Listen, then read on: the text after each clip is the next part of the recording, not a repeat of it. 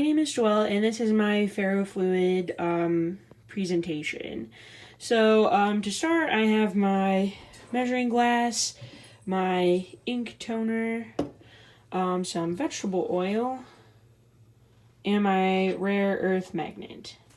So first we're going to do 50 milliliters of this toner. So I'm going to take this toner.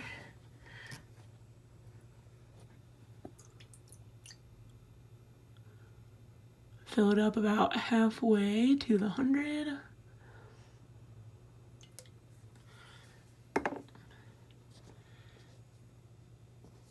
Next, we're going to take our vegetable oil and do 2 tablespoons of that.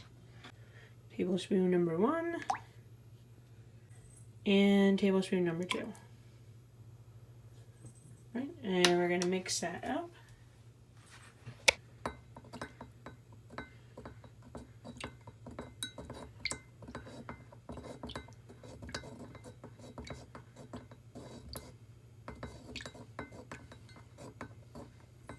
Okay. Now that our toner and vegetable oil is mixed up, we're going to use our magnet here to see if we can get anything going here.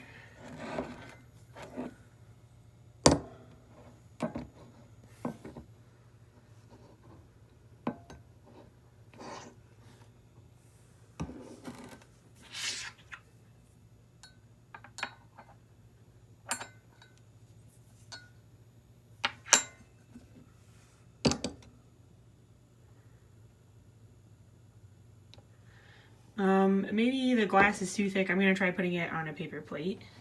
Okay, I tried putting it on a paper plate. We'll see if maybe this makes a difference.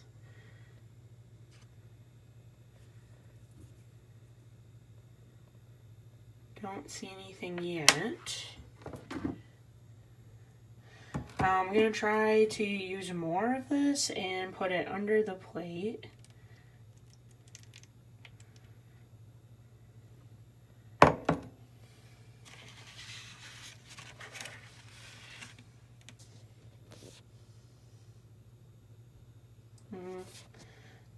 Nothing.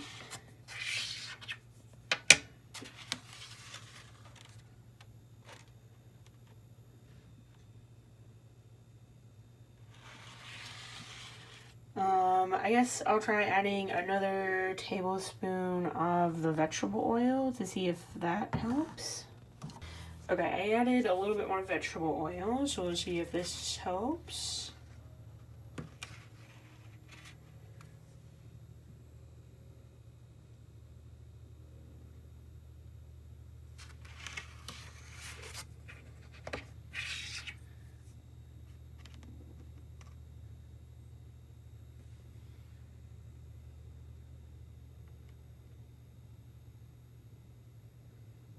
Alright, looks like that's not gonna work. I did make sure to get the right magnet. I got one of the rare earth magnets.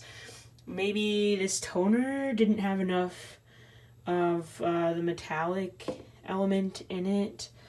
Not really sure why that one didn't work out. But now we'll go talk about what might have happened here. Okay. So, what we were making is called ferrofluid. This is a colloidal suspension and is classified as a super paramagnet. It is not classified as a ferromagnet because after the magnet is used, the liquid goes back to its original shape. What is it made of? It's made of ferromagnetic particles that consists of about 5% of the composition. So that would be some possibilities for the ferromagnetic particles are magnetite, hematite, or iron. These are small enough to be evenly dispersed, so as small as like 10 nanometers, but they still do have to be large enough for a magnetic response to happen. It's also composed of carrier fluid, which is about 85%, and a surfactant, which in our experiment is the vegetable oil. That is about 10% of the composition, and that can be an oil. It's also citric acid has also been used, or soy lecithin, and that prevents any clumping by using van der Waals forces. So this is a picture of what should have happened with our magnet. And then this is a picture of magnetite, and this is hematite. Oops, sorry. And then, of course, some oil down there at the bottom. Okay, so how does it work? Essentially, the fluid is more easily magnetized than the air, but the extension of the fluid is resisted by gravity and surface tension. So it makes that spike shape. So the top of the spike would be that fluid being more easily magnetized than the air, but it also raises the gravitational energy and the surface free energy, which results in that lower part of the spikes. So the shape forms because it's the most balanced version of the fluid. So the fluid can be magnetized, but it is still being subject to gravity and surface tension. This is a pretty good diagram of what's happening here. So we have our gravity, of course, pushing everything down. That's the blue arrows.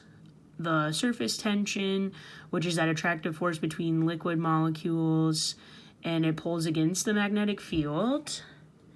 Then, of course, you have the forces between the atoms, and then the magnetic field, which, as it says here, because the atoms are magnetic, they align with the strong magnetic field, and that is what forms those spiky channels. When was it invented? It was invented in 1963 by Steve Papel, who worked at NASA. This is a picture of him here. He wanted to create a liquid rocket fuel that could use magnets to draw fuel toward the fluid pump. It is now also used in the seal for computer hard drives, loudspeakers, and as a contrast agent when you go to get an MRI. Alright, addendum to my video. I tried using multiple magnets in case that was the issue there, but I don't think that's it. In conclusion, I think the issue may have been not enough magnetic particles in the ink toner here, because even with all of these magnets, there's still no effect.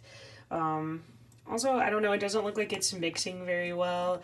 It looks like you can definitely see the oil in there in the printer toner, so that is likely why the experiment didn't work.